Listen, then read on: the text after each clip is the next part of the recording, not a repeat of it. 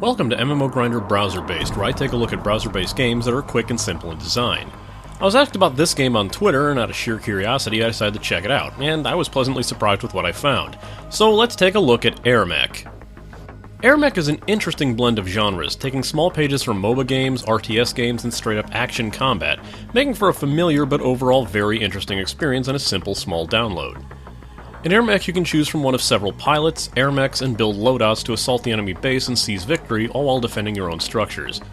While available through several measures, including Steam and a small client download, AirMech can also be played directly through a Chrome browser, and links up using several means, including an account created at Carbon Games or through Google+. Graphics in the game are quite simple and colorful, but the items and enemies are all made distinctive enough to tell them apart easily at a glance, save for a few similar-looking units here and there.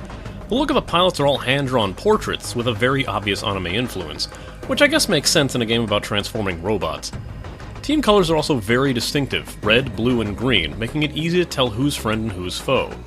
They're certainly not mind-blowing, but they all work well for the aesthetic. There's a lot of cool subtle touches to the animations as well, seeing just how intricately your mech transforms from jet to robot or back, and watching certain units unfold as they deploy from your ship. Even the great explosion and fire effects are fun to watch, but the action remains too intense to appreciate them while you're actively playing. Music in this game is all done by a band called Frontline Assembly, and it all has a really cool techno-industrial influence, fitting with the setting. There's an entire soundtrack available on Steam, but it seems you only get to hear one track in the game, the title theme, and what I'm using as background music in this video, while the matches seem to be mostly silent. Sound also fits the theme, giving you the explosions, gun and laser fire, the loud clanging of metal. Nothing seems out of the norm here. Starting out, you were given a very basic tutorial, showing you how to move, fire, transform, build and place units, capture buildings, and that's about it. Use WASD to move around the field, shift to transform from a jet or any specific air vehicle you chose, to a robot, and back again. Use left-click to fire your primary guns and right-click to fire your secondary attack once you've unlocked it.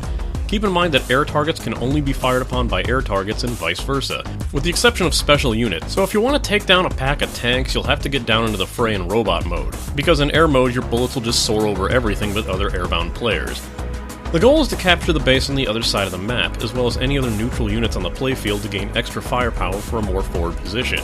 You do this by either escorting the creeps, weak NPC units that will travel along a path, fighting enemies and attempting to capture bases on their own until they are destroyed or succeed in the capture. Think of them as the minions if you're an active League of Legends player. To better back them up, you can build units to join them, such as tanks, repair bots, turrets, and the like, to give you much more firepower when assaulting an enemy base. To build, hover over a base in air mode and flick the mouse wheel to bring up a menu of buildable units. If you have the resources to build, which most of the time you probably will, click on the unit you want and wait for it to finish building, then hover over the base when it appears and press space to carry the unit and bring it to another location. Any units you build at one location will appear at all locations you own. The amount you carry depends on your mech, the unit built, and on occasion your pilot. For example, you can only carry 1 or 2 Longhorn tanks, 1 turret, or up to 4 soldiers at a time. The speed at which your mech flies is also directly affected by what you're carrying, as you can carry soldiers nearly unburdened, but turrets will cause you to chug along at a much slower pace. If you get 4 creeps or soldier-type units into a building, they will capture it if it's gray, and assault it if it's enemy-controlled until it turns gray and they can enter and capture it. Killing units grants you experience which you can use to upgrade your mech on the fly, no pun intended. These upgrades can consist of increasing your defense, earning secondary functions like firing missiles in air mode, getting an energy sword in mech mode, increasing the speed in which your creeps spawn, which also stacks with any teammates you might have, and if you've chosen one from the loadout menu, the ability to equip guardians, which can assist your mech in various ways, like auto-repairing and attack boosting. While upgrading your mech helps with taking out enemy players and units, at no time do you become an unstoppable badass, and running into a mess of units trying to destroy them all will end up with you getting shredded apart in no time. Death respawn is pretty quick though, and even if the time scales with your level, you can build more units while waiting to respawn, so you can be more prepared to re-enter the fray. Once the enemy base is destroyed, the game is over and points are tallied, earning you credits to purchase upgrades and experience to boost your character level, granting you access to better units, pilots, and mechs. As a PvP-focused game, people don't seem too obnoxious. First off, beyond the ever-present chat log on the main menu, the people in-game rarely seem to speak. Considering the amount of things you need to keep up with at one time, I guess it makes sense. I entered a match for the first time and informed everyone that I was new, and was assured by the enemy team no less, that it was okay, and they politely asked that I just didn't disconnect during mid-match. I'm guessing the MOBA and RTS standard of the rage quit is ever present in AirMech. While matchmaking is pretty self-explanatory, there's options not only to search for PvP matches, but also to play co-op against computer-controlled mechs, and solo mode to polish your skills in battle. All nice touches and equally as fun on their own. To start one up, just click on the Play tab and select the kind of game you want from the Match tab. You can also set up custom games here if you desire. Access the cash shop by choosing Customize. Here you can unlock pilots, get decorative items that can slightly alter stats, and change out and purchase additional buildable units.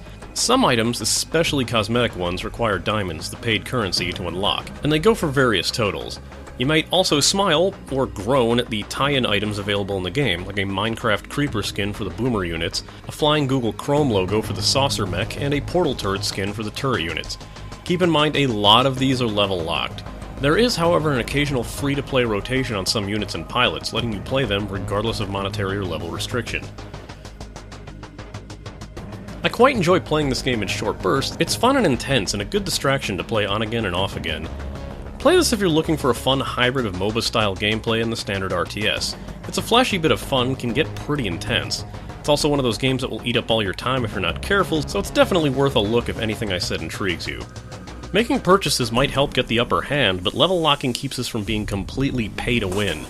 It's also nice that some of the more powerful items, like the ultimate items, aren't usable in PvP mode for being admittedly overpowered. It seems odd to even want to buy something like that, but at least it seems they're considering balance in purchases made. Now, of course, if this doesn't sound like something you'd be into, I don't think trying it out for yourself will change your mind.